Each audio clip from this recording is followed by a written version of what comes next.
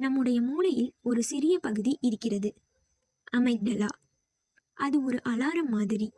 நீங்கள் அபாயத்தில் இருந்தால் உடனே அது சிக்னல் அனுப்பும். இதயம் வேகமாக துடிக்கட்டும், மூச்சு அதிகரிக்கட்டும், உடல் தயாராக இருக்கட்டும். இது ஃபைட் ஆர் ஃப்ளைட் ரெஸ்பான்ஸ்.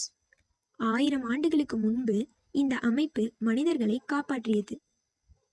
ஆனா இன்று சிங்கம் இல்லை, காட்டுயிர்கள் இல்லை.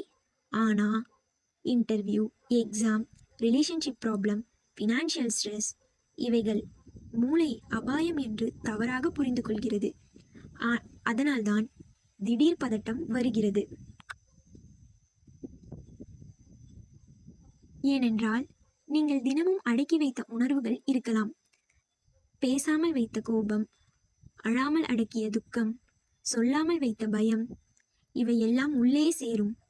ஒரு நாள் உடல் சொல்கிறது, இனி நான் இதை தாங்க முடியாது. அது அலாரம் ஒலிக்கிறது. அதுதான் பேனிக் அட்டாக். சில சமயம் அதிக காப்பி, தூக்கமின்மை, ஹார்மோனல் சேஞ்சஸ், தைராய்டு பிரச்சனை, வைட்டமின் டெஃபிஷியன்சி, இவையும் ட்ரிகர் ஆகலாம்.